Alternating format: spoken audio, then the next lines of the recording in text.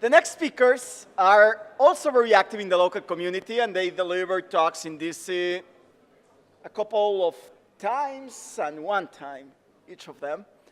And today they are going to be talking about hooks in 64 bits. It's an extremely interesting talk. But before you can start, L'chaim.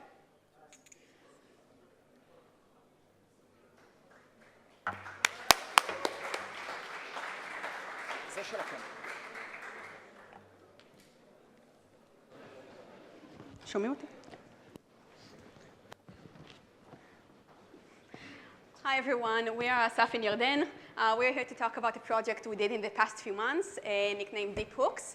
The purpose of this project is to monitor the native execution inside of WOW64 processes in order to gain some visibility into certain bypasses inside of such processes. So we'll start with a quick introduction.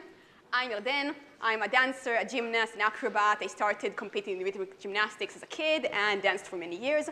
Recent years, I'm a circus acrobat. I teach and perform aerial, silks, and lyra. In my spare time, I'm a security researcher at Sentinel-1, where I've done this project.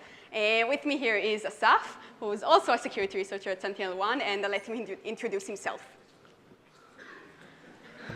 So hi everyone, I'm Assaf, and I'm a security researcher at Sentinel-1.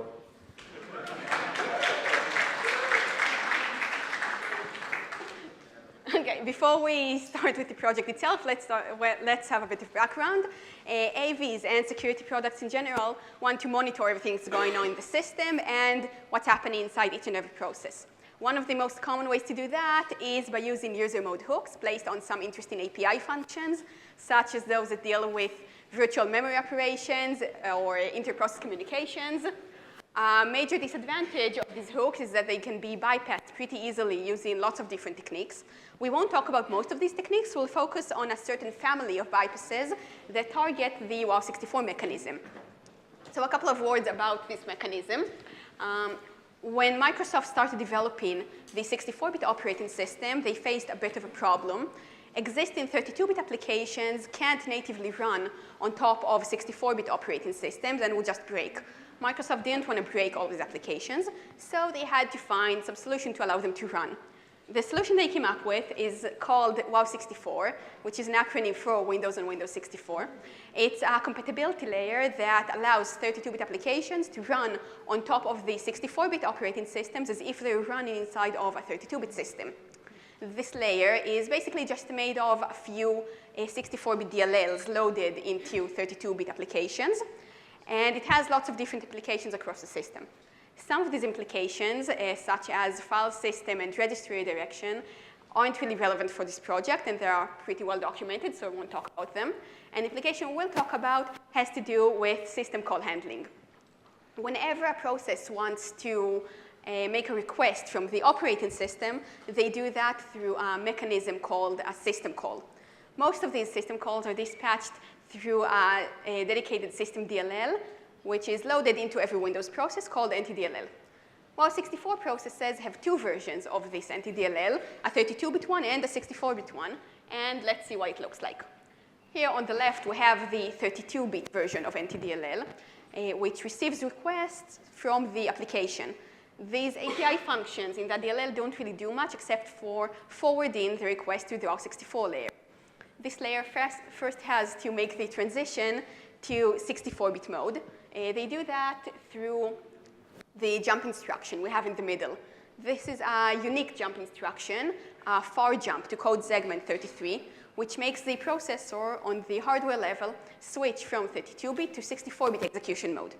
Afterwards, the WOW64 layer has to make a few more adjustments to the request, such as pointer size expansion from 32 bits to 64 bits, a calling convention adjustments, as the calling convention is different on 64-bit, and a couple more stuff. When the request is complete, the WOW64 layer forwards it to an API function in the 64-bit NTDLL, which can actually dispatch the request to the OS kernel through a dedicated CPU instruction. Now, let's talk about these bypasses I mentioned in the beginning. There is a whole family of bypasses that target the WOW64 mechanism. They all basically work by calling 64-bit API functions without going through the 32-bit API functions or the WOW64 layer. The most well-known and most commonly used bypass of this family is called the Heaven's Gate. It was first published about 10 years ago and was seen quite commonly in the wild in lots of different types of malware. The Heaven's Gate technique works by making the transition to 64-bit mode on its own, making all of the required adjustments to the request, and then directly calling 64-bit API functions found in the 64-bit NTDLL. Now, why is that a hook bypass technique? Because WOW64 processes are effectively 32-bit processes, user mode hooks are normally placed on 32-bit API functions with the assumption that the 64-bit functions will not be called indirectly. Actually. This is normally true except for cases where techniques such as Heaven's Gate are used, and they create a sort of a blind spot for AVs, which will miss most calls done using such techniques. So we wanted to address this blind spot and do that by hooking the 64-bit API functions themselves. This sounds easy, but in reality, it's not that much.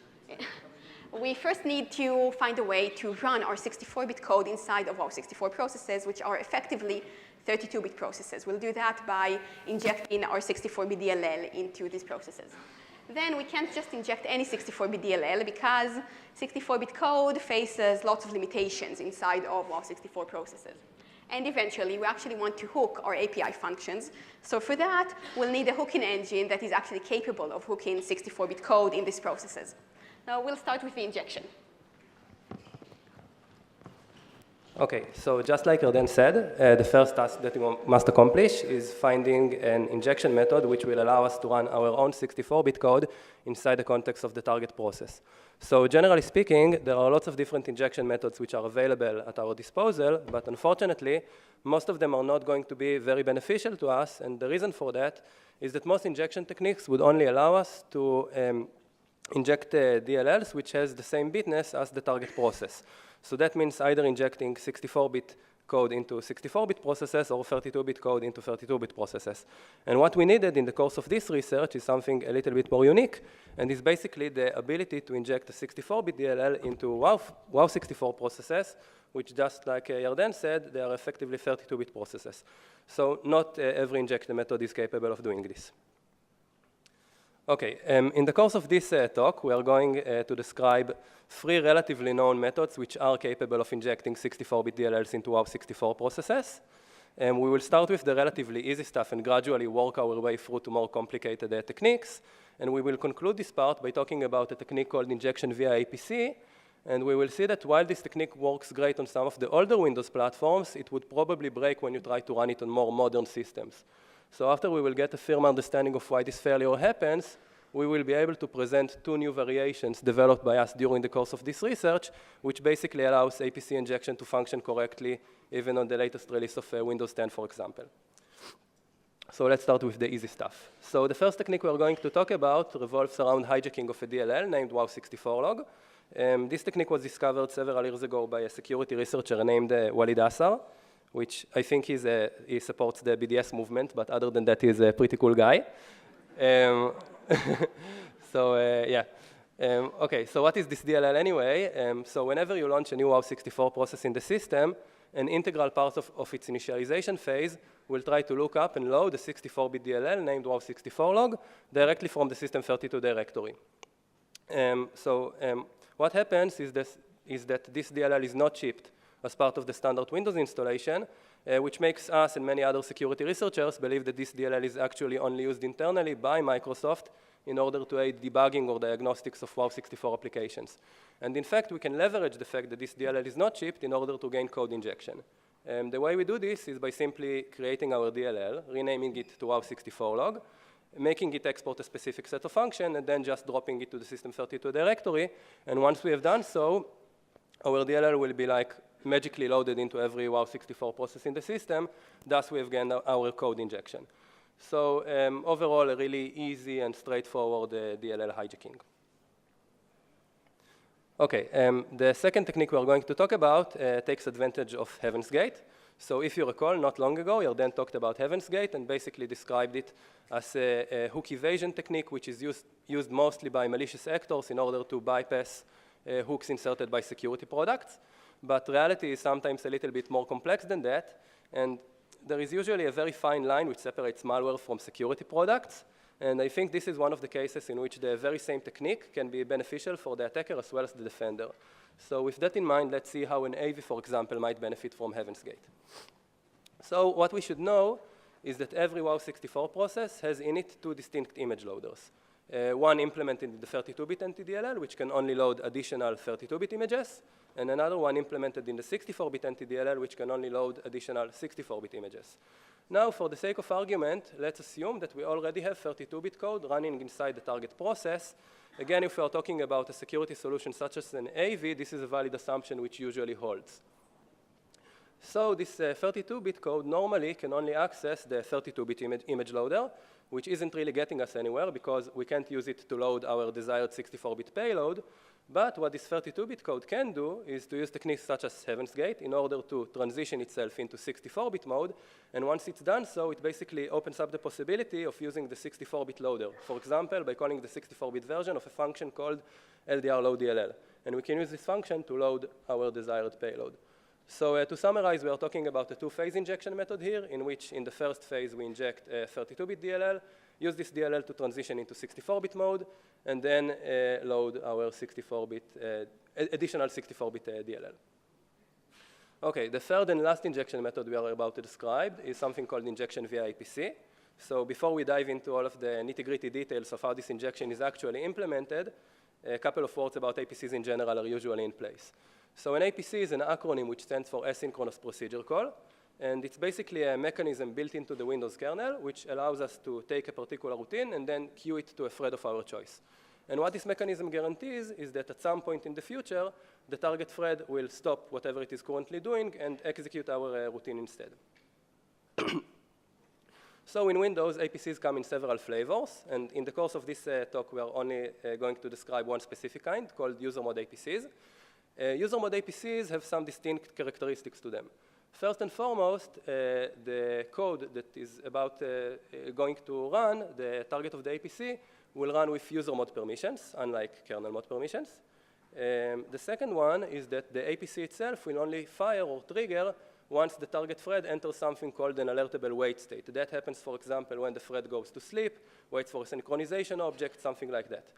The third key point to notice is that all user mode APCs are handled by one single function called KUserAPCDispatcher, which is exported from NTDLL. So this function will basically make several preparations and then will just forward the call to the real target of the APC, which the programmer intended to call. And APCs can be queued both from user mode and from kernel mode. We are going to use the kernel mode variation.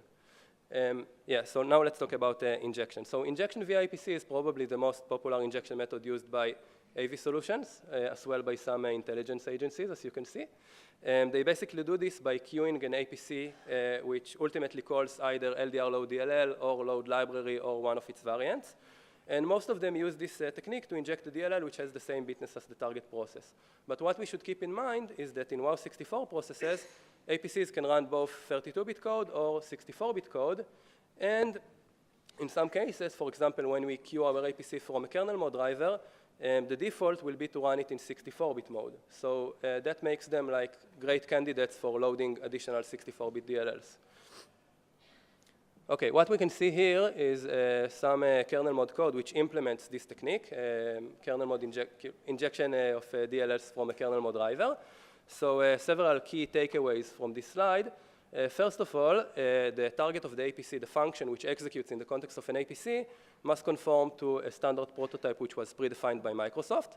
So as you can see, all of these functions must return void and receive 3 pointers as their input arguments. Now this raises the question, what happens if the function that I wish to call has a different prototype? So to overcome this problem, we use some sort of a trick, and the trick basically says that we use the first parameter, the normal context parameter, to pass in a user-defined structure, and inside the structure, we can encapsulate both the address of the function that I really wish to call, as well as the values of all the parameters that I wish to forward into it. So in our case, because we are dealing with injectors, we are going to pass the address of the 64-bit version of LDR low DLL, as well as the name of the DLL that we wish to inject. So if you take a closer look at this function in its entirety, you can see that it basically just translates one function prototype into another, and this is the reason we chose to term it an adapter func. This is not an official terminology of any kind, but this is the term that we are going to use throughout the rest of the talk, so keep that in mind. Now, because the type of the APC we are using is a user mode APC, the adapter func itself must reside in memory which is accessible to user mode. In order to make sure it does, we first have to allocate a user mode buffer which is both executable as well as writable. And after we have done so, we can simply copy into this buffer the actual code bytes which comprise the adapter func. After we do this, we can simply initialize a user mode APC which points to the buffer we have allocated and queue it to the APC queue of the target thread. We can repeat this entire procedure for every newly created WOW64 thread in the system. And because we know that every thread empties its APC queue as part of a standard thread initialization, this basically guarantees that our DLL will be ultimately loaded into every WOW64 process in the system. So what we did is that we have taken the source code that I've just shown you, compiled it into a driver, loaded it into a Windows 7 system, and indeed, as you can see, the injection worked as planned. We have a 32-bit Notepad exe process, which loaded our 64-bit DLL. Okay, so after some time, one of us said it would be like a good idea to test the same solution on some more recent Windows platforms. So we decided to test it on Windows 10, and then we got some very different results. What we found out is that most processes to which we tried to inject our DLL simply crashed. So after a little bit of probing on Twitter, we bumped into this tweet you can see here from Alex Ionesco.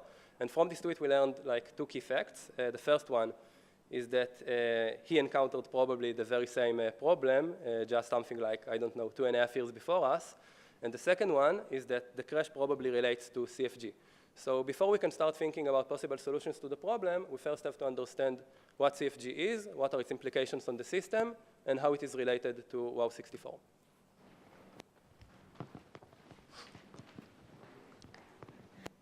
So CFG is an acronym for Control Flow Guard. It's a relatively new exploit mitigation technique, first introduced by Microsoft in Windows 8.1 and later enhanced in Windows 10. It's a feature that is meant to combat memory corruption vulnerabilities by preventing indirect calls to non-legitimate call targets. It's actually a compiler-enabled mitigation. It works by inserting an additional call before every indirect call into a validation routine. This validation routine receives the address that is about to be called indirectly and checks whether it's a legitimate call target or not. If it is, the function returns and the execution continues normally. If the function decides that the address does not make a valid call target, then it will crash the process. What are these valid call targets? For images, these are defined as start addresses of functions. Every image compiled with CFG exports a list of its functions and whether each of them makes a valid call target or not. For private memory allocations, we don't have a list of where the functions are, so this system just marks the whole buffer as a valid call target just to be safe. Whenever new executable memory is introduced into a process, the system marks which parts of the process make a valid call target. To do that, we have a new memory area inside the process called a CFG bitmap. This is a relatively large memory area where each bit marks 8 bytes in the process address space and shows whether these 8 bytes make a valid call target or not. The validation routine checks this CFG bitmap for each address it receives to see whether it's a valid call target. Now, let's take a look at this validation routine. This is LDRP validate user call target, a function found inside of NTDLL. They say it receives the address that is about to be called indirectly and makes the arithmetic calculations required to find the bit in the CFG bitmap that marks this address. If the bit is set, meaning this address is a valid call target, we take the left branch and the function returns. If the bit is not set, it means that the address is not a valid call target, so we take the right branch, which will eventually crash the process and result in this gorgeous call stack that we took from our crash dump on Windows 10. Now, on WoW64 processes, CFG gets a tiny bit more complicated. WoW64 processes host both 32-bit code and 64-bit code, so we also have two CFG bitmaps. A native CFG bitmap that marks 64-bit code in the process, and a WoW64 bitmap that marks 32-bit code. As you might remember, these processes also have two versions of NTDLL, a 32-bit and a 64-bit one, so this works nicely with the two CFG bitmaps. The validation routine in the 64-bit NTDLL checks addresses against the native bitmap, and the validation routine in the 32-bit NTDLL checks addresses against the WoW64 bitmap. A new executable memory introduced into these processes only gets marked in one of these two bitmaps. So how does the system make the decision of which bitmap to mark new addresses in? For that, we have the kernel function miselectCFG bitmap, which gets called whenever new executable memory is introduced. It chooses the correct CFG bitmap to mark this memory in based on a few simple checks. First, the process has to actually be a WoW64 process. If it's a native process, we should only have a single native CFG bitmap, so we'll always choose that one. Then if the process is a WoW64 one, we check whether the address is above or below 4 gigabytes. If the address is above 4 gigabytes, it will get marked in the native CFG bitmap, but that shouldn't happen very often because in WoW64 processes, the whole memory above 4 gigabytes is actually reserved and we can't allocate it or access it. So this check should almost always be true. Then the final check is whether this memory is a private memory location or a part of an image. If this segment parameter is null, meaning the memory is part of a private memory location, and in that case, it will always get marked in the WoW64 CFG bitmap. If this memory is part of an image, the function checks whether it's a 32-bit or a 64-bit image and chooses the bitmap accordingly. Now, how does that all relate to our problem? Our problem was that we tried to inject our DLL using an APC injector. We actually managed to queue our APC successfully to WoW64 processes, but we took a look at our crash dump and saw that we got to user APC dispatcher, the function that should dispatch our APC and call our APC target, but before it managed to call our adapter thunk, this function checked whether it's a valid or invalid call target, decided that it's an invalid call target, and crashed our processes. But why did that happen? As you might recall, we saw in miselectCFG bitmap that all private memory allocations below 4 gigabytes inside of WoW64 processes are marked in the WoW64 CFG bitmap. Now, the function that should handle our APC is the 64-bit user APC dispatcher found in 64-bit NTDLL. So our validation routine tested the address against the native CFG bitmap. Because our adapter thunk is marked in the WoW64 and not the native CFG bitmap, this caused our processes to crash. This seemed like a dead end, but we didn't want to give up on our APC injector just yet. We kind of liked it. So we tried looking for a solution to our problem. And in this case, I'll do what I usually do in such cases and ask Assaf to solve a problem. Thank you. OK, so in order to fix our APC injector, we must somehow make the adapter thunk occupy the native CFG bitmap. So we took another look at miselectCFG bitmap and started to see what we can do about it. So what we realized is that all we need to do is to make one of the subconditions inside the if statement evaluate to false. So at first, we decided to tackle the first subcondition because it seemed like the easiest one to manipulate. So the first subcondition actually checks whether or not the current process is a native 64-bit process. So it basically does this by probing the WoW64 process member of the relevant eProcess structure. If this pointer is set to null, the kernel thinks the process is a native 64-bit process. Otherwise, it is treated as a WoW64 process. So with that in mind, we came into some sort of a solution in which right before we allocate memory for our adapter thunk, we simply go into this pointer and zero it out or nullify it. And this will basically make mi-select CFG bitmap, it will trick it into thinking that we are allocating private executable memory in a native 64-bit process, and thus our adapter func will be marked in the native CFG bitmap.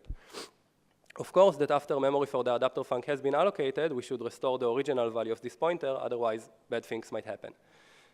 So to summarize, this technique basically works by temporarily nativizing a WOW64 process, and while it does do the trick, it suffers from some serious downsides, mainly because the e-process structure that has to be modified is largely undocumented and changes often between Windows releases. So we try to look up for an alternative solution, and preferably one which doesn't require making modifications to undocumented kernel structures. So at this point, we decided to mentally zoom out and really rethink about our problem in the first place. So our problem is caused by the fact that our APC injector uses an adapter func. And we know that since the adapter func is a private memory allocation, it will be marked in the WOW64 CFG bitmap. Now, if you recall, the only reason we have an adapter func in the first place is basically to act as a middleman which just forwards call to the 64-bit version of LDR low DLL. And we know that the 64-bit version of LDR low DLL is marked in the native CFG bitmap. So this made us wonder, why do we need an adapter func at all? Or to put it in other words, why can't we just initialize our APC to call LDR low DLL directly? So on the surface of it, it looks like we have some sort of a problem. On the right-hand side, you can see the common function prototype, which is shared by all user mode APC routines. We have seen this one before. And like I said, all of these functions receive 3 pointers as their input arguments. And on the left-hand side, we can see the prototype of LDR low DLL, which happens to expect 4 arguments. So at the very least, we have here some sort of a function prototype inconsistency issue. So does this mean we have reached a dead end? Not yet. And what might actually work in our favor is the x64 call-in convention. Like some of you might know already, in x64, almost every function receives its first 4 arguments via registers. The first argument is passed in the RCX register, the second one in RDX, the third in R8, and the fourth one in R9.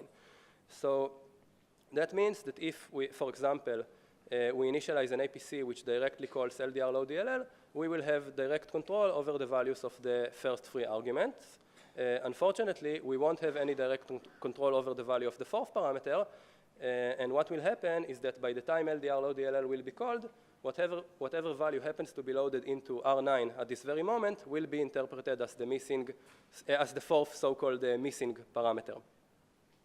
So now let's take a closer look at LDR low DLL and specifically at its 4th parameter. So as you can see, the 4th parameter is annotated as an output parameter, and basically it's a pointer to which the function will write the base address of the DLL that it has just loaded. And this actually makes things a little bit more complicated because it means that not any value loaded into R9 will suit our needs. More specifically, it means that R9 has to be a pointer to a writable memory location. And moreover, this memory location has to be some sort of a scratch space because we cannot overwrite important information in the process without risking crashing. So the million-dollar question is what value will be held by R9 by the time LDR low DLL gets called? So in order to answer this question, we had to perform some reverse engineering on K-user APC dispatcher.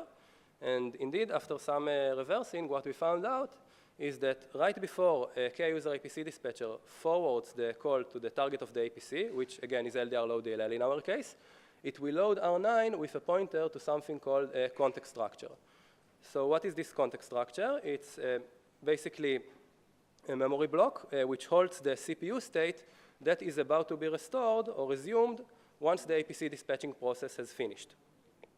Now, like we've said, LDR low DLL is going to interpret R9 as its 4th parameter, and this basically means it is going to overwrite the first 8 bytes of the structure with the base address of the DLL it is loaded.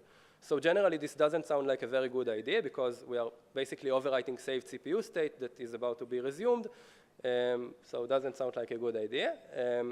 But luckily for us, in x64, the first few members of every context structure don't actually hold members which are CPU related. As you can see, all these P1 home, P2 home, and so on are not really CPU related. And this basically means we can overwrite them safely because we know they won't be used later by NT-continue to actually restore the context. So to summarize what we found out is that we can get rid of the adapter func entirely and just initialize our APC to point to LDR low DLL. So we have modified our APC injector accordingly, compiled it into a driver, tested it this time on a Windows 10 machine. And as you can see here, this time it worked. We managed to inject our 64-bit DLL to a WOW64 process, which is CFG aware.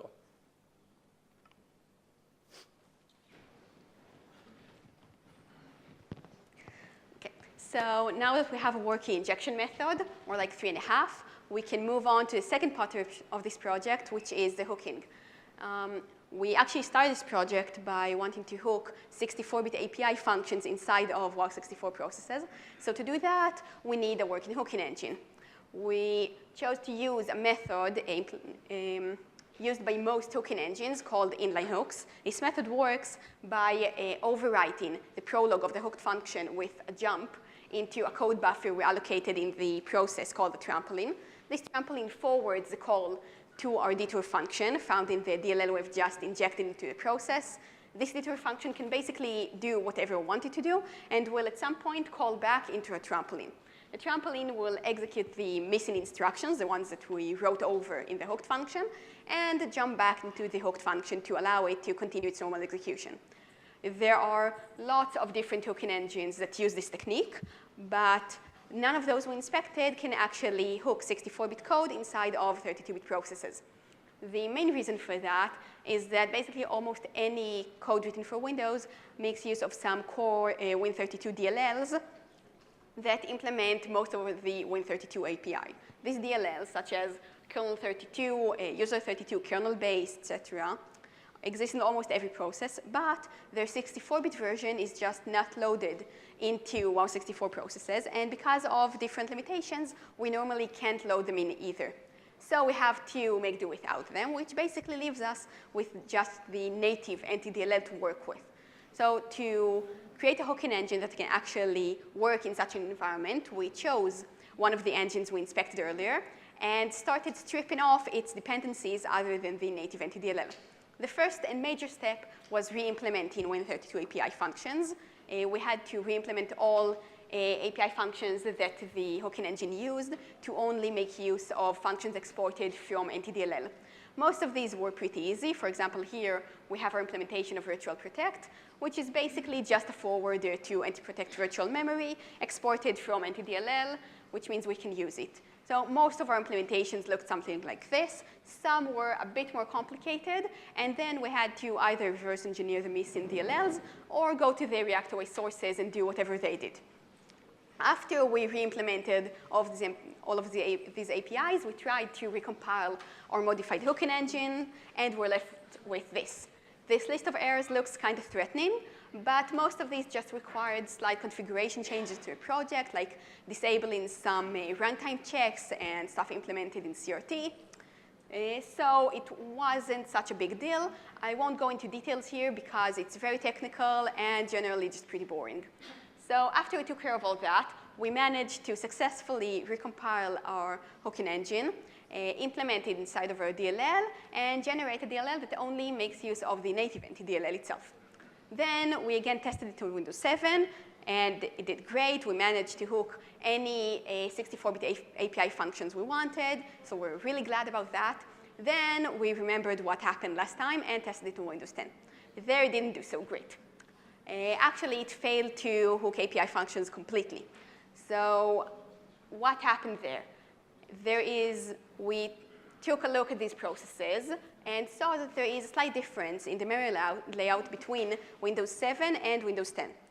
As you might remember, on Windows 7, in WOW64 processes, the whole memory above 4 GB is reserved, and we can't allocate or access it. This means that all of the DLLs or all of our code is all found below the 4 GB boundary. On Windows 10, however, this looks almost identical, but the native NTDLL, which we want to hook, was actually moved to a much higher address, way above the 4 GB boundary. Other than that, the rest of the memory above 4 GB is still reserved, so we can't use it. Why is that a problem? Because the jump instruction that we use to overwrite the hooked function in order to jump into a trampoline is a relative jump, which receives a 4-byte offset, meaning it can pass a distance of up to 2 gigabytes from the hooked function into our trampoline. On Windows 7, that's fine. We can just allocate our trampoline right next to the native NTDLL, and we need to pass a distance of much less than 2 gigabytes. On Windows 10, we can't allocate our trampoline next to the native NTDLL since this memory is reserved, and our trampoline will always be allocated below 4 gigabytes. Since the total address space of 64-bit processes is 128 terabytes, this means that we should have a distance of way more than 2 gigabytes to pass. So our relative jump instruction is just not good enough and would fail on all WOW64 processes or Windows 8.1 and 10. So we had to replace it with a different instruction, preferably one that can jump into an absolute 64-bit address. Okay, so at this point, we just compiled the list of alternative branching instructions with the generous help from Gil Dabach, of course. So let's just go over them one by one and see what might fit and what not. So the first option is actually the relative jump, which is already in use by most hooking engines. So just like Yarden said, it works on a D-word size operand, which means it can only pass a distance of up to 2 gigabytes in every direction. And like she said, 2 gigabytes are simply not enough for us. We need to pass a much greater distance. So we had to discard this option almost immediately. The next two options work by loading a register with a 64-bit absolute address, either by loading it with an immediate value or by reference to a memory location, and then branching to the address held by the register. And while these two are both perfectly valid solutions, they suffer from the same problem. They both dirty up a register, which kind of makes things a little bit more complicated. So we wanted to keep things as simple as possible, so we had to give up on these two as well. The fourth option is actually quite interesting because it doesn't use the jump instruction. Instead, it builds an address onto the stack in two distinct phases and then just returns to it. Again, for the first iteration, it seems a little bit complicated, so we put this aside. And a quick spoiler alert, we will probably get back into this later. So for the first iteration, this just left us with the final option, which takes advantage of an addressing mode called RIP relative addressing, and basically just branches to the 64-bit absolute address, which immediately follows the jump instruction in memory. So we have modified our hooking engine accordingly, bundled it into a DLL, injected it, and what we saw this time is that while this solution works perfectly on Windows 10, it simply failed to create the hooks on older platforms, such as Windows 7. So to get into the root cause of this, we took like an NTDLL version from Windows 7, NTDLL version from Windows 10, and decided to do some sort of a binary diffing and see if there is anything suspicious that pops up. And what we found out is that in Windows 10, all functions to which we wish to apply our hooks are significantly longer than their Windows 7 counterparts. So why is this a problem? Because what I haven't told you is that the branching sequence that we decided to use is actually quite long. Its binary encoding is something like 14 bytes. And what happens in Windows 7, for example, the functions are simply not long enough. We don't have enough bytes to overwrite. So this kind of took us back to the drawing board. So at this point, we decided to take a closer look at the fourth option, the one which works by building an address onto the stack. So as you can see here, this option is actually comprised out of three distinct instructions. We first have the push instruction, which builds the lower D-word of the address. It is then followed by a move instruction, which builds the high-order D-word of the address. And it then concludes with a ret instruction, which just pops up an 8-byte value from the stack and branches to it. So in its current form, this sequence is again too long for us. It's actually longer. It takes up 16 bytes, if I recall correctly. And we try to think, how can we optimize this sequence? So after a little bit of trial and error, we found out that we can get rid of the move instruction entirely and still be left with a working solution. So let's understand why is this possible. So like we have said several times during the course of this talk, in WOW64 applications, we normally can't allocate memory above the 4 gigabyte boundary because most of the address space there is simply reserved. And because the trampoline is itself a private memory allocation, it will always be below that line.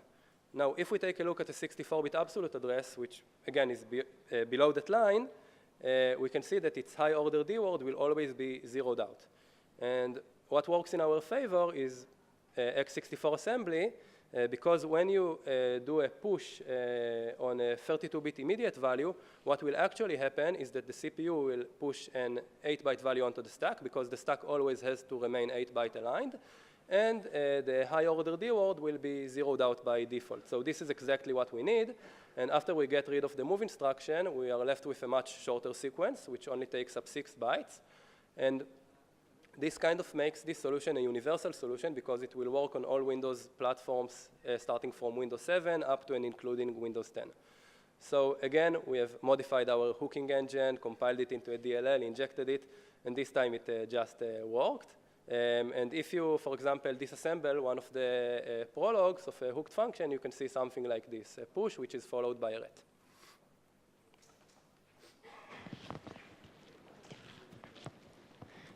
Okay, so that's basically it. Let's do a quick recap of what we had here.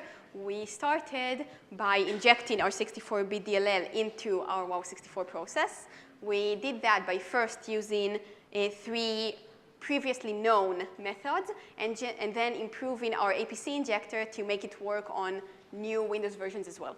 Then we took care of our hooking engine. We re-implemented Win32 APIs that it uses. We fixed its configuration, and we managed to get it to hook a 64-bit APIs on WOW64 processes. We then verified that it actually works across all Windows platforms, so we won't mess up this time. And we saw that it actually worked. It did exactly what we wanted. And then we celebrated by going home before 12 a.m. We'll soon we actually published this research in a series of blogs, and we published our source code for our hooking engine. We'll pretty soon publish these slides, so the links are here. And that's basically it.